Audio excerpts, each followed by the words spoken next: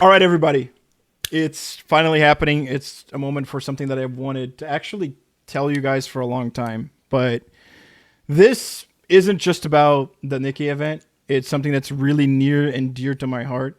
And the reason why I'm doing this huge, I guess, clickbait, telling you guys that this is probably my favorite gacha event that I've ever played. And as far, as like events in gacha games, are this huge thing. Every gacha game has events going on. And honestly, man, most of the times stories in those events, they really end up not mattering at all. And it's kind of hard for me to have a very, very positive experience in gacha games as far as event quests go and that kind of shit. However, this one really hit home. It really hit home, and it hit really hard. And there is a million reasons for why that happened, right? First of all the Nikke anniversary events, you cannot go wrong with them. And I swear that if you play Nikke, if you play the game only when the anniversary events are out, it is time well spent. You should come back to this game every time there's an anniversary event. And I'm going to tell you now the thing that I always tell people about Nikke. I literally play the game 90% because of the story. It has hands down one of the best story arcs, main story and event stories alike. Like one of the best storylines, both event and main, I've ever seen in any gacha game. Maybe there's one or two FGO main chapters that I think beat stuff that you read in Nikke, right? But compared to like 90% of the gacha games I've played, and I've played a lot of them, you guys know that, it's almost unbelievable how consistent they are, especially in the anniversary events, on giving you a very, very cool story, right? That has everything to do with what's happening in the main one, that has things everybody wanted to know, that creates characters everyone loves. And it's characters that they're not that present. Like usually they're not that present in the main story, but even though they're not these main characters that you see every day, they still manage to create works of story that, works of narrative that pull you in, that, have memorable characters that make you care about everything. So first thing, props to Nikke, to all the events they make, really. Anniversary, right? Anniversary and main story. Like the filler events are just like any other gacha events, but here I'm talking about anniversary itself. This event is special, number one, because of the main character, ANIS, right? I put this on the screen. ANIS is the best character in the game. She's always been the best character in the game. And when you're playing a gacha game, or any game really, in a story, you're watching an anime or whatever that has a story in it, and certain characters are acting on a certain way that is dumb, that you don't really like. And then you think to yourself, like, man, I wish that the main character would answer this thing right now. Every time ANIS opens her mouth in the main story, it's good dialogue. Every time she says things that you're like, oh, fuck, whoa. Every time that you're like, I wish somebody said this, she goes ahead and says it. Everything that ANIS does is fucking awesome, dude. I love everything about her. I love how she takes absolutely no shits. She's never going to take shit to the face for free. She is an insanely memorable and well-written character. And if we're talking about gacha game waifus, like gacha game, I guess, female characters that we like, right? I don't think any game I've played, all the Hoyoverse games I played, Wuthering Waves, even FGO, right? As far as original characters from gacha games, I don't think anybody beats ANIS to me, personally. And so that's the first reason why I was really excited about the event. After we've been voting for 3 years, right? At least me, I know a lot of you guys have too, on ANIS for best girl of the year, right? Like we've been trying, but she always fucking loses to, the Cinderellas and the Red Hoods and the Rappies that are like, more relevant in the story at those times. We finally got, something for a girl, right? So this is awesome, man. And you guys can see I tried to wear everything yellow today because of her. But anyways, let me read chat a little bit. Sorry. ANIS was the player voice. Literally, we know that because of her dark backstory. Absolutely. That's the exact word that I was trying to look for. She is the voice of the player. She kind of says things and acts in a way that you kind of wish the commander would act, but because she's there, you're still happy with how the story is kind of unfolding. That's awesome. So ANIS has always been my favorite girl in that regard, and you guys know that. And I know a lot of you here in the chat probably think the same way too. And so that was the first thing. The second thing is it might be on me. Like, honestly, I might have not known, or they actually might have not ever shown it. But I never knew that her past had anything to do with being a pop star, being an idol. I never knew that, and I wonder if it's just something that completely went over my head while reading the main story, or it's something that they actually just decided a little bit later. However, when the event name came out, Star ANIS, I felt like a dumbass. I was like, of course it's Star ANIS. Of course that's what her name fucking meant. So I felt like a fucking jackass, man, and everything made sense. So I do think that maybe they kind of planned something of this out, and it was cool. But I'm gonna tell you, I kind of liked that I forgot about it, because it made it hit that much harder for me. But yeah, that's I mean, it's really cool. And now the fact that she's a pop star, and the fact that Nikke is a Korean game, you know how all of these gacha games, because of course the places where they are most relevant and they sell the most is in Asia, Japan, Korea, China. They will always have an event or a storyline or characters at the very least that they are idols. They are pop stars.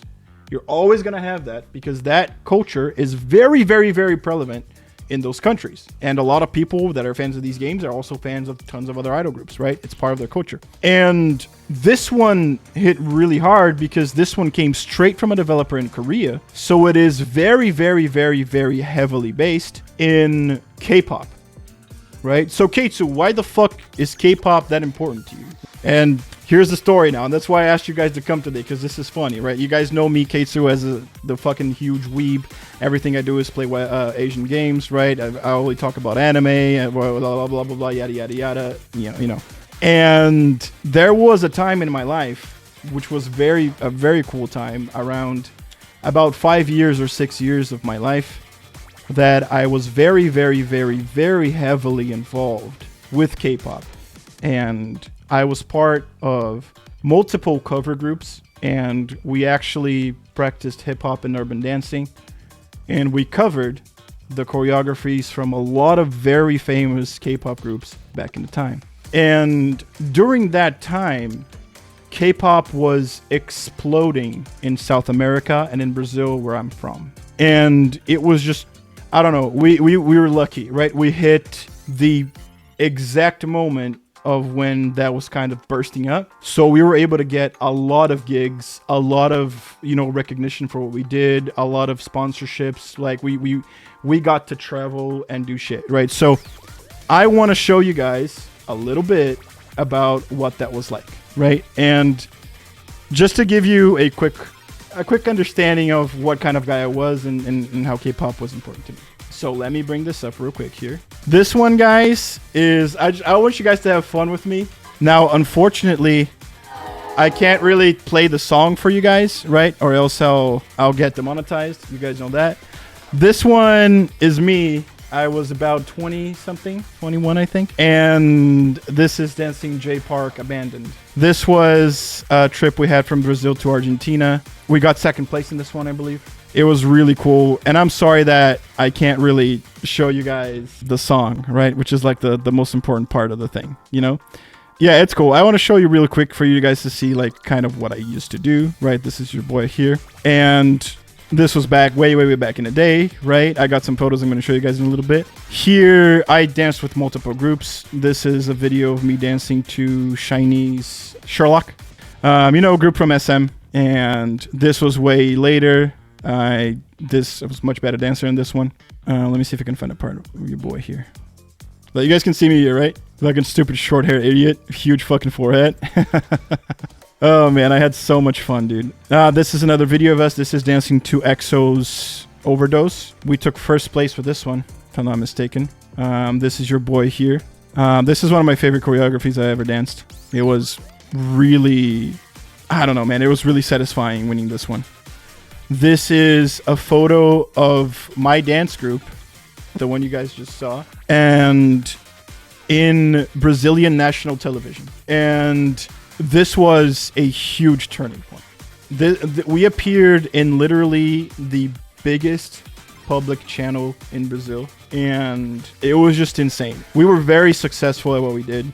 But yeah, let me answer your question. How much money did you make from it? Zero, dude. Like, our sponsorships were all in getting free trips, getting to go and travel the country, travel Latin America, see other people, other faces, and just get to showcase, right?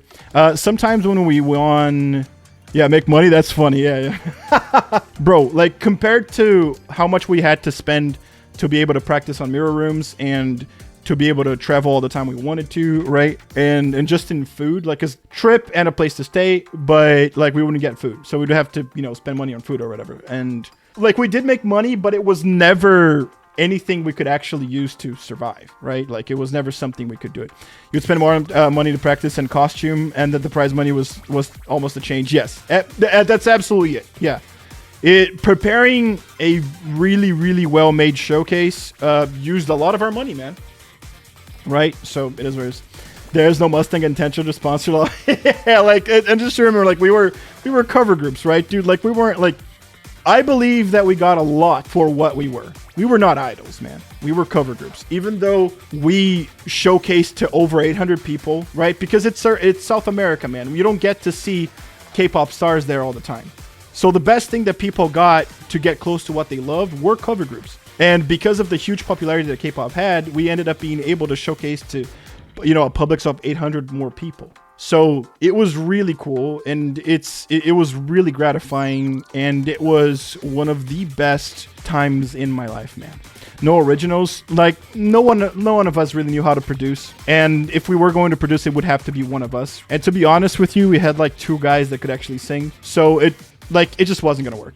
But regardless of that, I just wanted to show you guys this so you would understand what I'm gonna get at. And it's that for a long time in my life, and a very, very happy time in my life, very emotional, very intense time in my life, I lived and breathed K-pop. My entire life, except the 1 or 2 hours a day that I had to be in college, I was dedicating to K-pop. If I were home and I had free time, I was either practicing a song, learning a new one, practicing facial expressions on the mirror, practicing lip sync, listening to K-pop, watching dance videos, watching live videos so I would know what to do on the stage, just finding out about the lives of the celebrities I liked through all K-pop and other sorts of videos. And maybe at the end of my day, I would watch one anime episode.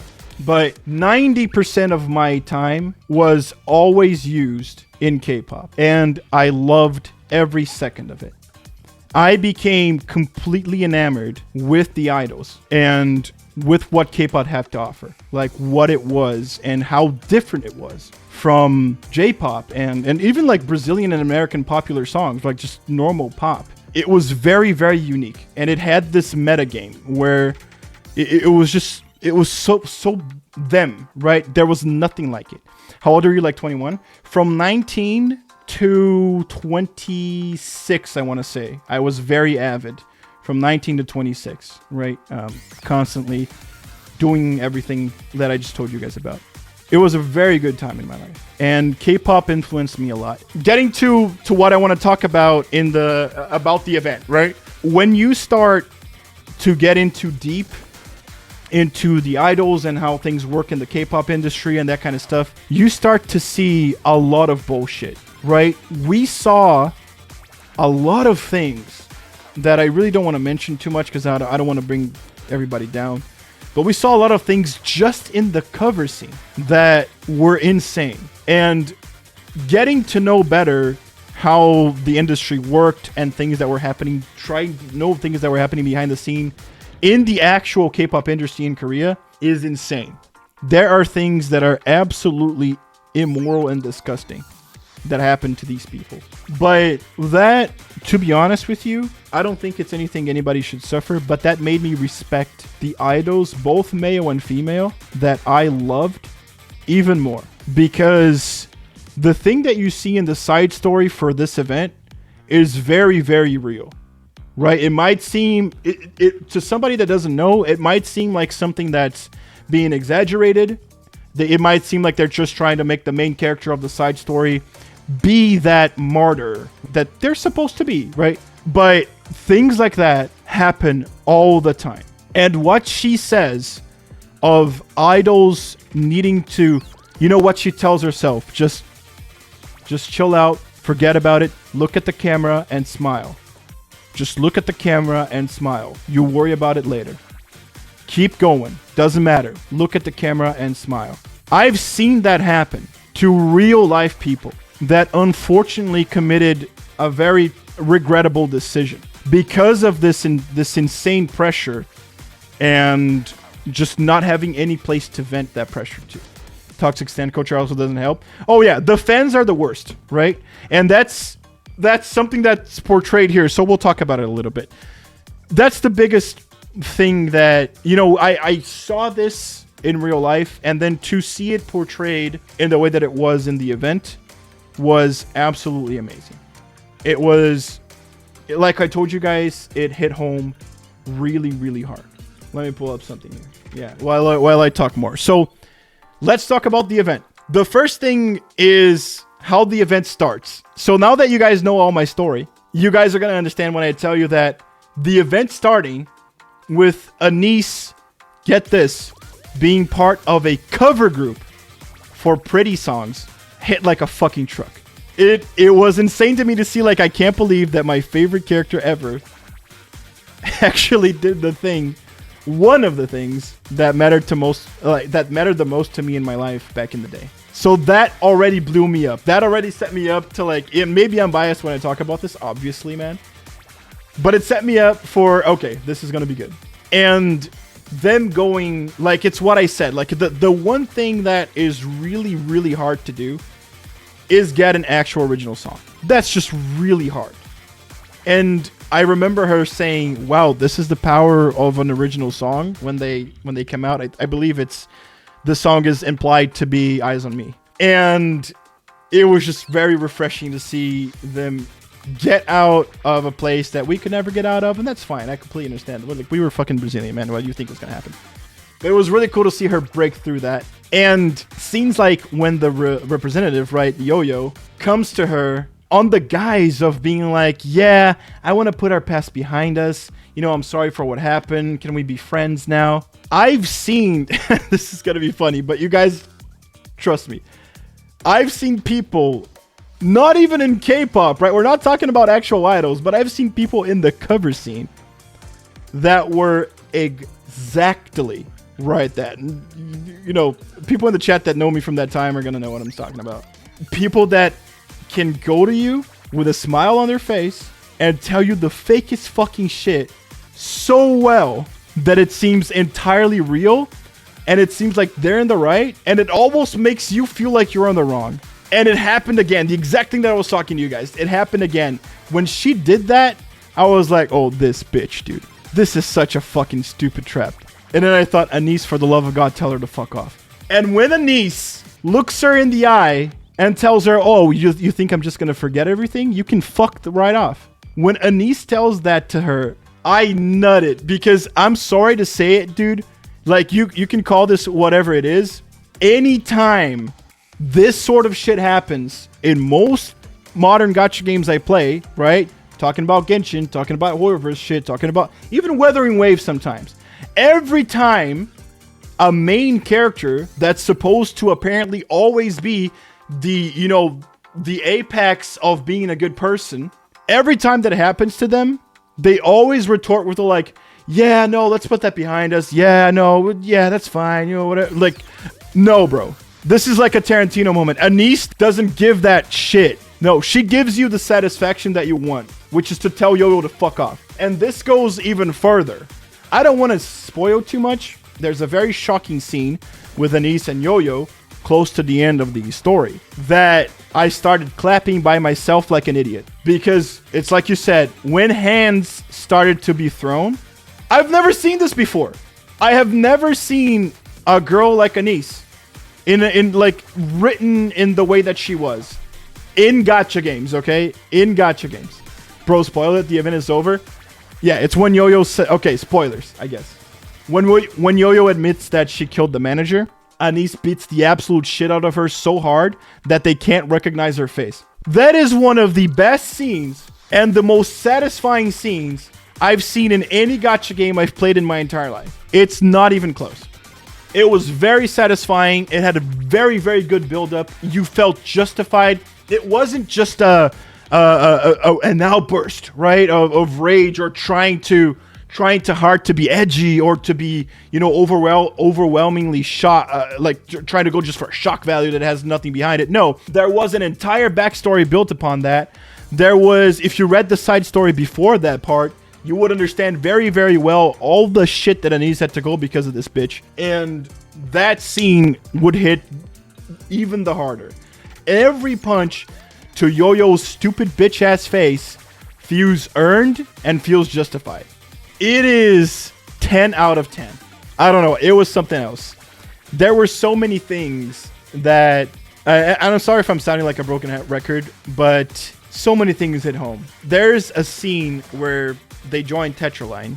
So many things that I've kind of seen happen. There's a scene when they're in Tetraline, they join, and they go show Mustang what their showcase is like. When Mustang is watching them dance, and he says, watches for 30 seconds, and he's like, yeah, you're good. I already seen it. I saw that happening in front of me in real life. And me turning from the judge seat and being like, really? Dude, they have a full minute, man. We've watched like 20 seconds. And then the person turning to me is like, I know enough. I know exactly where this is going. I know what it is. I don't need to see more. I remember their words to this day. It was, if I let them keep on going, I'm wasting their time and mine. So even in a fucking realm of covers, dude, it was a jungle, dude. It's unforgiving. Show business, even when it's not actual show business, is fucking unforgiving. Of course, there's a Mustang that exists somewhere out there. Of course, that kind of shit happens. Another big thing was the smile time and how they chose to portray this kind of toxic behavior that can come from the fans. In smile time. And netizens and fans can be horrible people when they want to. You can't make a single mistake.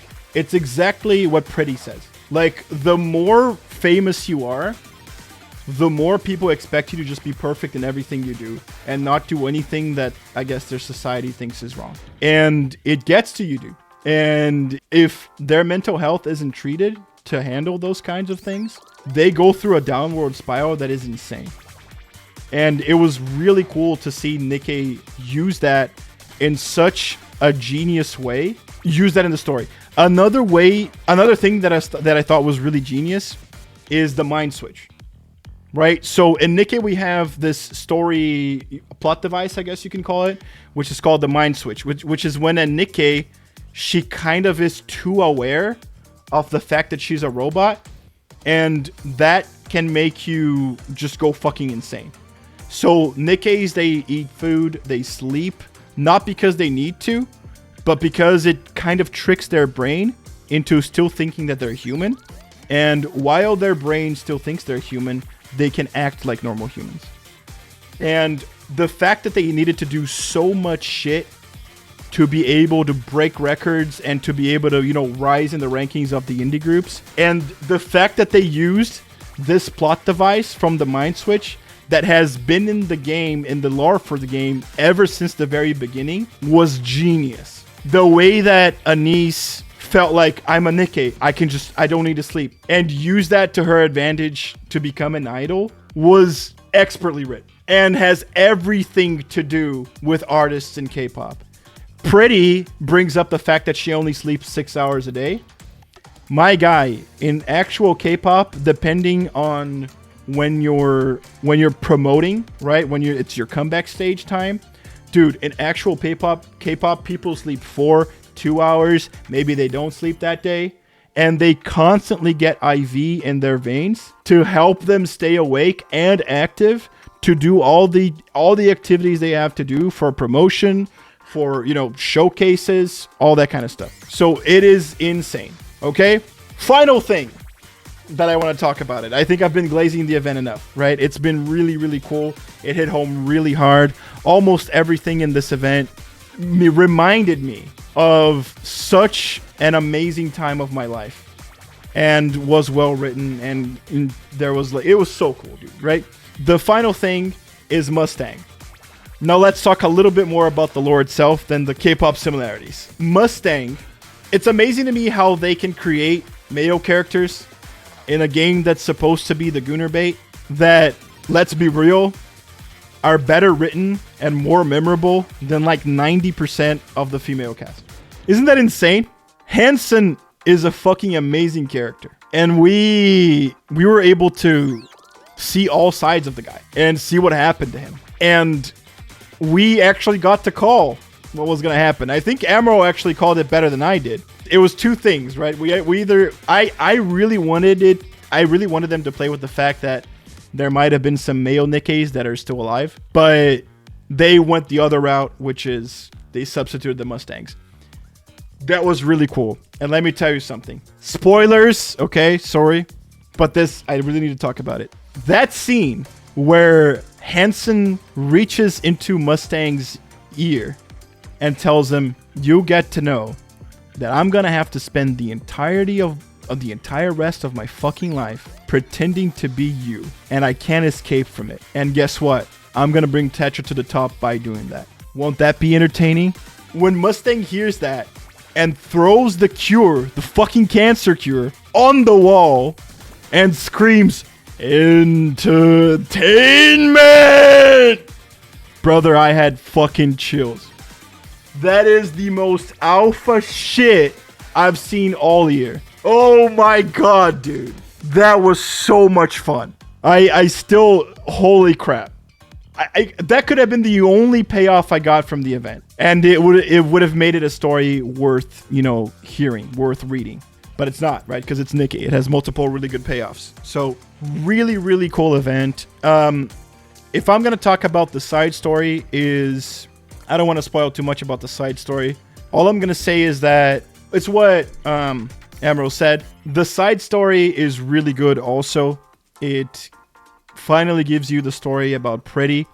And it blew my fucking mind that not only is it giving you the entire backstory on Pretty and how what Hansen needed to happen to him so he would leave Tetra, that kind of stuff. Not only does it play on that, but it also the side story not only gave us all of that, but it also gave us the ending to Oswald's story. And I know I've been saying this a lot, right? Like how ANIS is my favorite, probably my favorite, waifu character in any gacha game I've played. That's like, originally from a gacha, that kind of stuff, etc., etc. In all of Nikke, I don't think there's a better character than Oswald. As far as memorable in the story, as important to the story, and as far as the male character that makes a difference, I really don't think so. Good old Oz. He is the absolute cinema. Every time this motherfucker opens his mouth, he says something awesome too. Every time he is faced with a very hard decision, and every time he picks the base decision, he doesn't give a single shit. And so it was one of the most satisfying things in my entire Nikke experience to see how Oswald's story ended and how sad it was. It's a very, very sad ending, but it's a very, very satisfying ending. And it's crazy. So, again, 10 out of 10 event. Let me do a little bit of criticism, okay? Like, you guys know me. I always like to sing the praises of things I love. But we're going to do a little bit of criticism. I don't get why it's so wrong for them to just let characters have love arcs. And it's when you're saying there, Hansen definitely dated Pretty or whatever, like the game really doesn't want you to think it. Actually, I don't know what the game wants. because Pretty likes him so much, dude. And he obviously likes her too. And I understand that you can't really do that. Like that scene that she's like, kiss me, and he doesn't do it is because there's a camera. And if that sort of shit happens with an idol, that idol's fucked. So that's why he didn't do it. It's not because he didn't have the balls. It's because he didn't have the balls to end her career by kissing her. It's kind of different. But why can't you just admit that they had a thing and that they, you know, they escaped sometimes? Bro, Pretty is human too. He's human too. That shit happens in K-pop, my guy. I'll tell you that. No idol's fucking safe. They're human too. They like to do this shit. So it's really sad to me that you can't just admit shit like that. In my headcanon, Oswald and Red Hood had a thing. You know, Anderson and Lilith had a thing. And Pretty and Hansen had a thing. Also, did he really want to start the relationship that way? No, I understand what you're saying, right? I think, no, here's the thing. I think that was actually a really, really good scene. I think he did the absolutely right choice. Even though she called him a pussy, I think he had the absolute right choice in not going for it at that one point. But, like, from the scene that she puts her legs on him in the car, like, you're like, oh, okay. Let them do it, man. Let them escape together a little bit, right? Let them have fun. I don't know why the game doesn't confirm that kind of stuff. I think it's kind of stupid that it doesn't. But Nikke does so many things well and does so many things with its story that I honestly don't see in any other gacha games that I'm willing to, like, just, yeah, whatever. Okay, you know, whatever. I don't care. Another thing I want to talk about real quick is what we're watching in the screen right now, right? The K-pop songs that came out. They are absolutely phenomenal. They are the best thing freaking ever. I really, really love these songs, dude. And they are so K-pop. Everything is very well made, and it really, really looks like K-pop songs, right? Maybe the sort of thing you would see Orange Caramel do, just not that exaggerated, right? I don't know, man. There's so many things in it that scream K-pop, and it's just awesome. The ending, like right here, you know, dude, I've watched, you know, K-pop group lives, you know, I've watched Music Bank, Inkigayo, Mnet Countdown, dude, I've watched so much of that shit during my life, man. And these kind of endings here where you have a close-up, you know, on the band members, and this is such a K-pop thing, dude. It is 1-for-1, and I couldn't be happier. If I had one criticism to do about how these kind of worked out, right? If I had one criticism to do about how these worked out, is that I didn't see any power vocals. We're missing a Jihyo or a Wendy. You know what I'm saying? That's the one thing I think we're missing. Everything else is there, but we're missing a Jihyo and a Wendy. However, even in that regard, there is a very, very well-established lore reason for why they don't have those kind of power vocals in their songs. So I can't even complain about that, to be honest. Because if we're going to go along with what the lore is telling us that, you know, who Prika, Mint, and ANIS are and what their talents are, then yeah, there wouldn't be any power vocals in a fucking song. I'm just trying to be fair here and trying to tell you guys what I really, really think. But I don't know. I guess the event is just too good. Maybe it would be more lore majors if they get into a relationship. Oh, it would be absolutely hell, right? Like the thing is, whenever if we're talking about Hansen and Pretty, then their relationship would be hell no matter what. It would be something that they can never show anybody at any time, right? Which I think is cool, and I think is something that could have been a thing, right? I think it could have been shown, it could have been cool, it could have made it a little bit more happy, and I think it would even make the ultimate end that she faces even better. And I think it's crazy how they tell you in the beginning of the story that she could be on par with fucking Lilith, and you forget about that. You completely forget about it. To be fair, you already know, like if you've been playing Nikke, if you've been following the story and that kind of stuff, you already know exactly how the side story is going to end. Everybody knows what happens to Pretty, but because they tell you that she's on par with Lilith, and then in the end, they bring it back up on the most fucking awesome way, right? She fucking activates the world, and she can see the bullet just coming, and she chooses that future. It is out of this world how much more impactful it made the scene. And that's why, and if you can sum up this video and everything, it's the way that the Nikke stories, even though you kind of know what's gonna happen, they still managed to make it as impactful as they really wanted it to be. Because you get that scene where she activates the world, it makes the ending of the story that you already knew was going to happen hit even fucking harder. How the fuck do you do that? It was, I don't know, man. Absolute cinema, 10 out of 10. Nikke is an amazing game. Yeah, if people say that they play Nikke for the story, they're not fucking lying, dude. And like, I get it, boob, Gooner game, boobs everywhere, butt, jiggles, whatever. Yeah, it is, right? We're not sugarcoating that. Nikke is the boob and the butt jiggle game. That's what it is. But I'm sick and fucking tired of hearing people reduce it to just that, when it literally has something that no other gacha game is showing me at the moment. That's kind of it, man. It was really something that hit really, really close to my heart. I don't think it was the greatest. Again, just be myself, right? Like what Emerald said, but also just at what I actually think. I don't think it's the greatest story that Nikke has ever told, but it's my favorite one by far because of how much it touched me, how much it resonated with my story, right? And the things that I saw and the things that I lived in my life. But besides all of that, like, it doesn't need to be the best story that Nikke ever told. It's a damn fucking good story, you know? And that's kind of where I end up with the Nikke event, man. Guys, everybody should give Goddess of Victory Nikke a try. Try out the story, see if you like it, man. You know what? Fuck it, dude, right? Like, we're being real here. Watch the story on YouTube. If you don't want to play the game, that's fine. It's worth it. I fucking promise you. I'm just saying, right? If you don't want to play the game, I understand some people don't. Give the story a try, dude. I think it's awesome. So yeah, dude, that's kind of it, man. I'm recording this for YouTube too. Thank you guys so much for participating, dude. And if you're watching this on YouTube later, thank you so much for watching. If you're making it all the way here, man, you're probably a K-pop stan like I am, so I really, really appreciate it.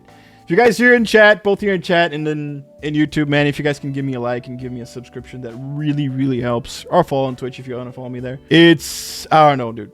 This hit hard. It was me opening my heart up to you guys, and I hope you guys liked it. It was one hell of an event, man. It was one hell of an event. I think it's been a while since I went to bed thinking about a story. You know? Like, I sit down in bed and I'm like, man, today was fucking cool. That part in the pretty story was awesome. You know, I don't know. Oh, man. Made me feel things, dude. It really made me feel things. So, yeah, that's it. Thank you guys for watching.